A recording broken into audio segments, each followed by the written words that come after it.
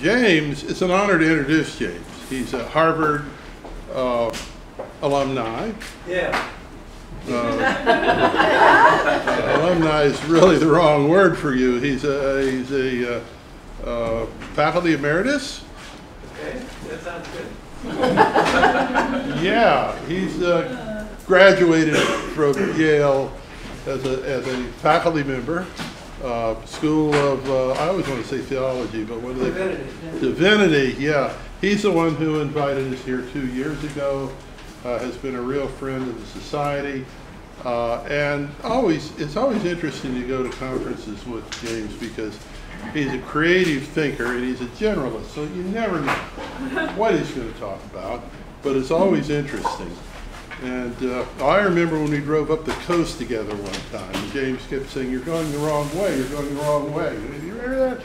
We were going down the California coast towards the airport. And finally he said, "What coast are you on, James?" He said, "Oh shit, it's the West Coast." We are going the right way. But James has been a dear friend personally and a supporter of the society and has really made this Yale experience possible for us 2 years ago and then today. So I hasten to say I'm reluctant to say any more because he's a very creative person and I don't know what he'll want to talk about, so I'll just give you the floor. But I want to thank you very much for being here, for making this conference possible, and for being flexible about your time. So thank you, James. Oh, he also arranged for us to, for those of you who came to the pub last night, he arranged that as a private membership club, you know, Maurice. Okay.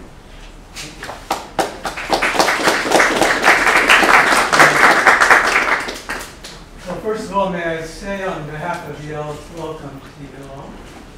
And in the next couple of days, you'll understand fully why we're so much better than Harvard.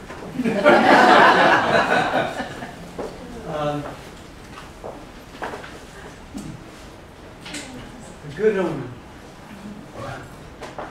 Penny, heads up. So I wanted to speak to you about something that is actually very central to my thinking. And I call it Silent Echoes at the Gateless Gate. Discovering the passage to the noumenal world at the font of phenomenal experience. And I'll sort of deconstruct each one of those terms so that by the end they'll make a little more sense.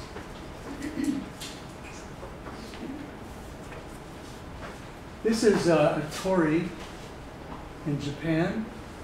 How many people have been there to Japan? Quite a few. And you've seen the torii. Hi. Hi.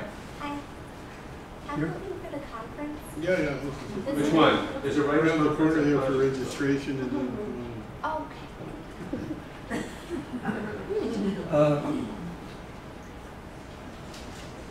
This is the sort of pure computer image of a torii. And as this suggests, the torii appear to be gateways, but they're not a gateway to or from anything. They stand in the middle of a field or on the edge of a swamp or different sizes, different presentations. And they're kind of a mystery.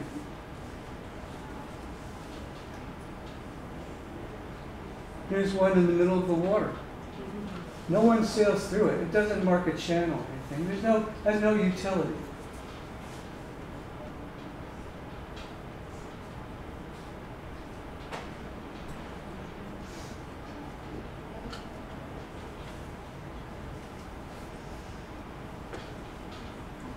That shows you the scale that they can be.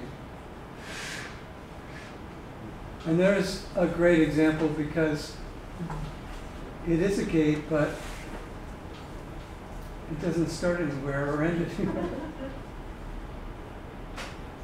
This is from a place in Kyoto where there are thousands and thousands of these set up, so that as you walk up the mountain, almost every step you're passing through one of these. That makes the point that these are not gates in the normal sense. How many people remember the gates in New York City? It was a work of art about, 10 years ago maybe, or 15? Yeah. And the artist set up literally thousands of these along the pathway. And it was, again, that same idea of evoking the idea of the gate without the function of the gate.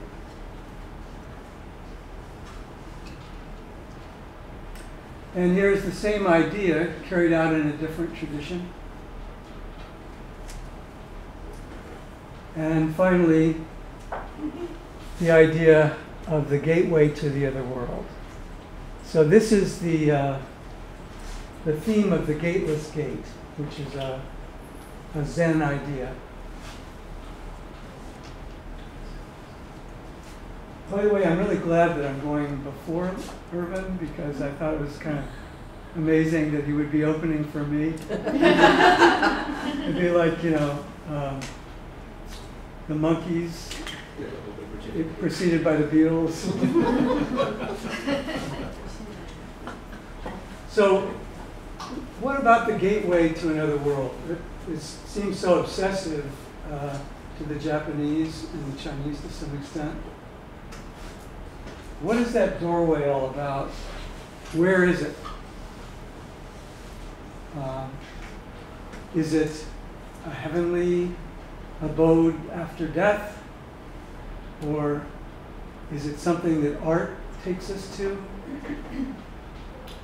Or perhaps it's something we'll discover that leads us anywhere we want to go? That's from the Stargate, of course.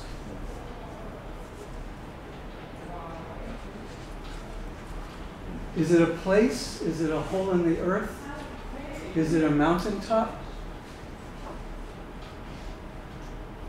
Is it something that appears magically and transforms everything?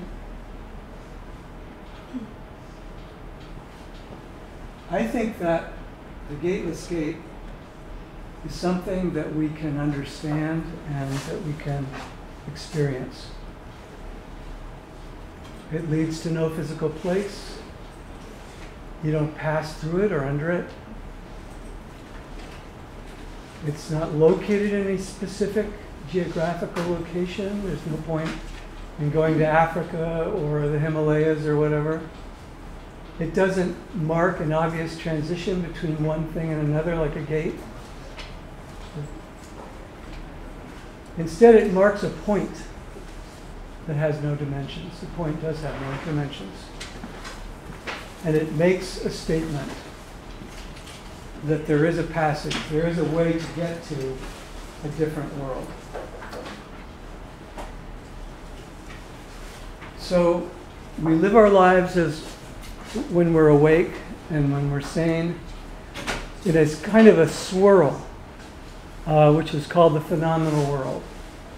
The swirl is from our sensory impressions, our physical senses, which we then combine with cultural ideas and with desires. And this is what we consider to be life, to be our lives. If we look at it scientifically, we know that we have a four-dimensional matrix here, space and time, that we are interacting with objects, forces, and other beings. That this swirl bursts forth as we wake up, within a second or two, quite often. The entirety of the world is reconstructed for us.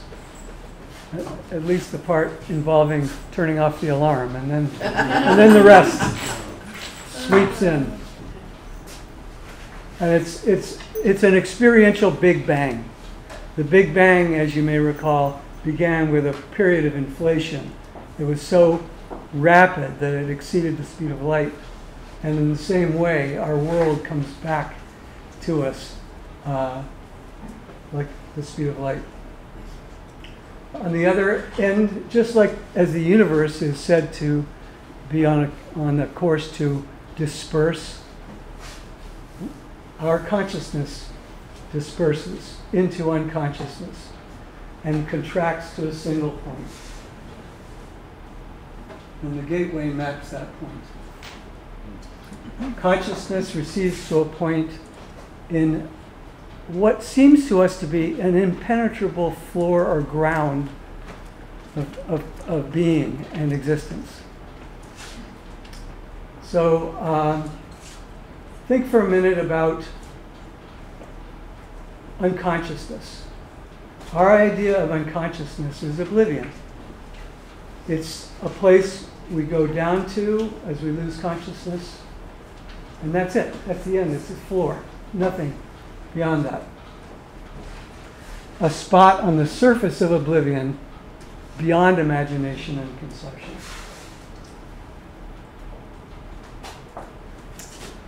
So, we have the surface swirling amidst the sensations, feelings, and thoughts, the ground of oblivion. Some traditions say that these two are linked by a silver cord, but that's entirely a metaphor. But is there a gateway?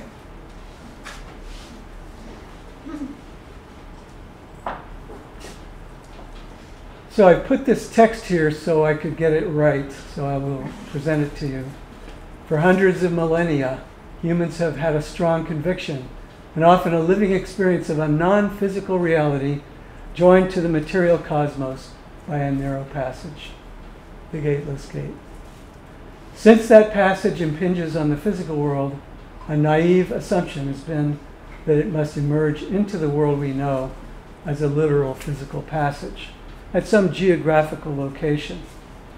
Caverns, ancient structures, the pit of the Delphic oracle, the Hades mouth, the passage between Orpheus and Eurydice, the eye of the needle that Jesus talked about, Rumi's view, Meher Baba's discourses, all touch on this idea that there's more. And now the globalization of cultures has provided us access to diverse traditions that, again, point to that long-sought passage linking the physical and that which is beyond the physical. James? Yeah. I'm sorry. Can I interrupt you? Sure. We just got a message from Irvin that he's waiting for us to call him. So thank you for part one.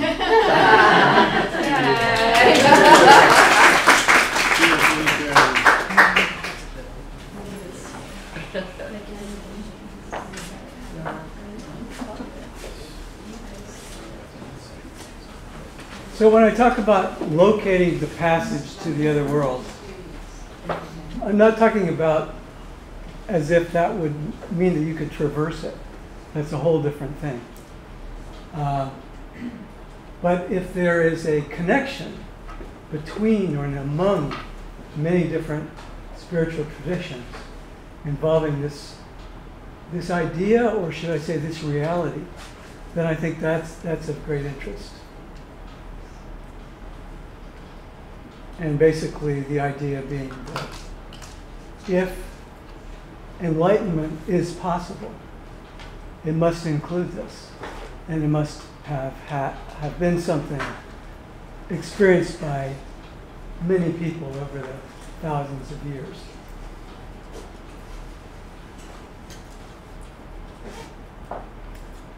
So our philosophy, the Western view, is obsessed with the phenomenal. And basically, that's all there is in Western philosophy. There's a placeholder called the noumenal, which is that which is not coming to us from our physical senses. But I say it's a placeholder because it's not seriously explored. It's not really fully accredited even. So I did an experiment at a party one time, and what I found was that about half the people that I did this with, as soon as they closed their eyes, they stopped seeing anything. The other half, they closed their eyes, they kept seeing things. I'm seeing forms, I'm seeing colors, etc. But I think we're kind of conditioned to the idea that if we're not getting physical senses, let's go to sleep. Let's head for oblivion. But experience can continue without access to sensations at a level deeper than the capacity to form feelings and thoughts. So you have to be a certain degree of awake even to form thoughts and feelings. And below, what happens below that level? Imagine you're in a place that's not a place. You go there every night. It's neither dark nor light.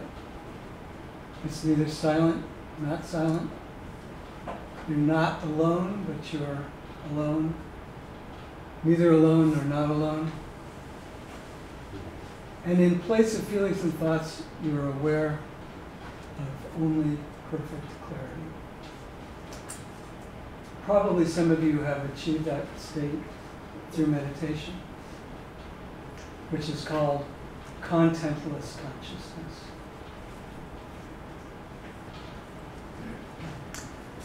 You are you, even though you apprehend no forms whatsoever, no sensations, feelings, no mental forms. There's placeness, but not space, duration, but not time.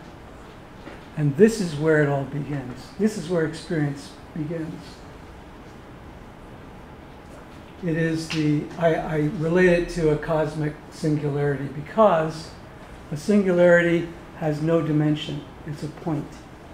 And yet its density is infinite.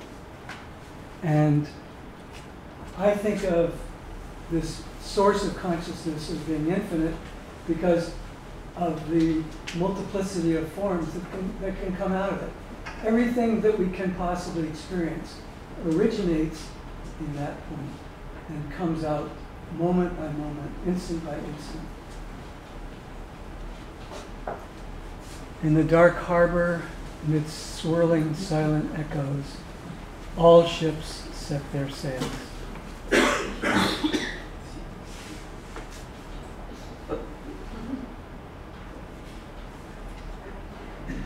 Should we sing? I know, it's so tempting, isn't it? Come on, everybody.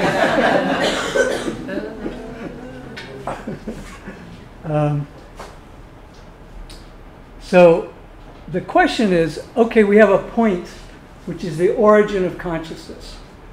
Usually we think of consciousness as a stream, right? Or a series of frames, like a movie strip, a film strip. But in actuality, the other way of looking at consciousness, and in some ways the better way, is a fountain bursting forth instant by instant, providing our experience. And then we, as a mental act, line it up into frames. But originally what it is from this one-pointed source. And the question I ask is, could this one-pointed source not be just a point in oblivion, but actually a passageway, a gateway, beyond which is the other world? The point that links consciousness and unconsciousness, some people call it the theta point because of where it's positioned in brainwaves. In the sense of no consciousness whatsoever, which means, when I say unconsciousness, I mean real unconsciousness. Like, this is unconscious, that sort of unconsciousness. Maybe it's not merely a connection to oblivious nothingness, but an access point.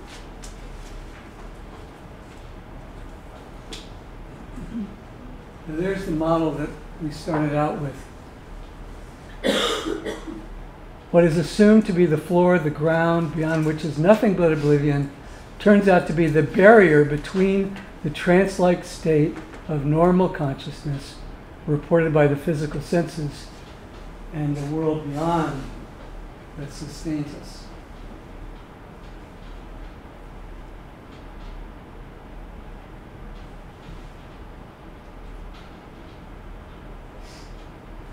This is a quotation by the man who originated the term, the gateless gate. I believe in around the year 700, Muman. And he says, if you don't pass through the barrier nor uproot the normal workings of your mind, whatever you do and whatever you think is a tangle of a ghost. In other words, a trance-like state. Now, what are the barriers? This one word, mu. Nothing yet not nothing. That one word is the soul barrier. That's why it's called the gateless gate. If you pass through this ultimate barrier, you meet with Jashu, the original enlightened man, face to face, and also see with the same eyes, hear with the same ears, and walk together in a long procession.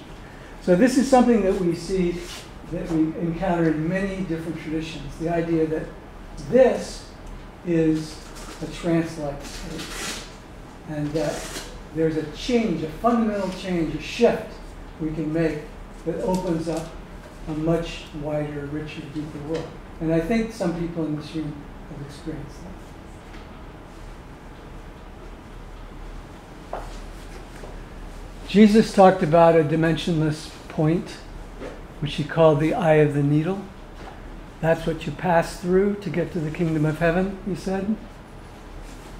He said if you think this is all there is, you probably won't be able to get through it. Rumi. Late by myself in the boat of myself, no light, no land anywhere, cloud cover thick. I try to stay just above the surface, yet I'm already under, living amidst the ocean, living ocean in my midst. This mirror inside me shows I can't say what, but I can't not know. So it cannot be put into words because it's prior to thought. It's prior to the machinery that creates thought. And yet I can't not know because I am. Here's another one. I just love the graphics so much. Do not feel lonely. The entire universe is inside you. And Jesus says, no one can say, oh, here it is, or there it is, because it's already in your midst. Consistent message. There's a novel called A Passage to India by E.M. Forster. And in that novel, he describes these caves, these caverns called the Marabar Caves. And basically what happened was, these are not caves created by tectonic action, but from the original molten state of the earth. And gaseous bubbles rose up and then hardened. So these caves, once you enter them, they're completely spherical and smooth like glass. And any sound you make in them reverberates essentially forever. In the dark harbor, the slightest wisp or whim echoes silently and limitlessly until it forms the germ of the sensation, feeling, or mental form that then rises into consciousness and thence into social relations. So here we have a profile of waking consciousness. That in this point where we start each instant, there's a chamber in effect. And any disturbance of this, however tiny, echoes and echoes and echoes and builds and builds and builds. And that becomes the seed from which the mind creates the sensation or the feeling or the thought that is then rendered into our experience. The silent echoes.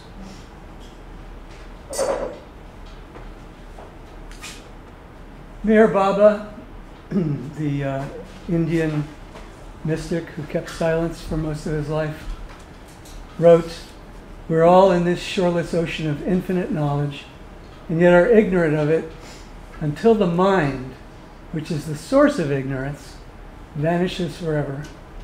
For ignorance ceases to exist when the mind ceases to exist. This is almost impossible for us to understand because we identify with the mind. We are the mind. Don't take away my mind. What is that, Alzheimer's? You know. But there's something there. There's some mystery there involving that gateless gate. Unless and until ignorance is removed and knowledge is gained, the knowledge whereby the divine life is experienced and lived, everything pertaining to the spiritual is paradoxical.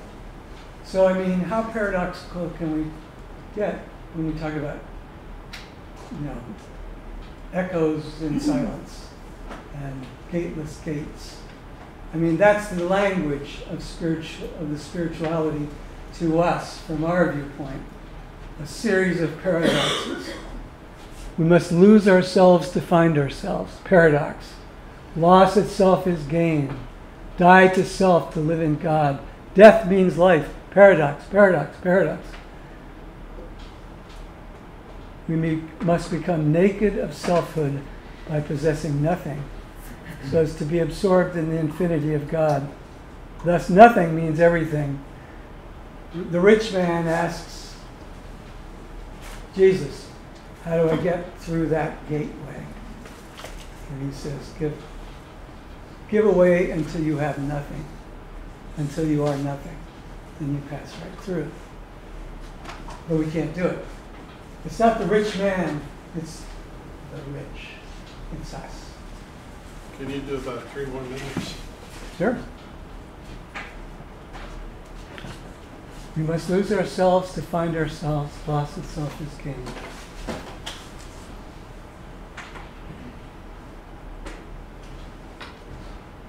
What? Thank you very much. Wonderful presentation.